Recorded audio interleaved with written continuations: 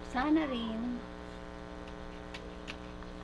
maging maayos ang ating gabi at maging masagana ang ating bukas. Nag-live ako kasi gusto ko ipakita sa inyo ang merienda ko. Yun lang. Diba? Ayan. Ano meron sa merienda ko? Kutsinta, palitaw,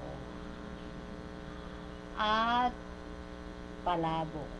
Yan po ang meron. Kaya, halina kayo, kumain tayo. Huwag niyong palalagpasin kasi ako ang ginagawa ko, tanghalian at merienda.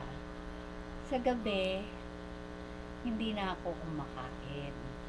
Kumain man ako, siguro biscuit or chocolate, hot choco. Milo, pwede. Tapos, water. Yun lang, hindi na ako kumakain sa gabi. Para mas napansin ko kasi pagka hindi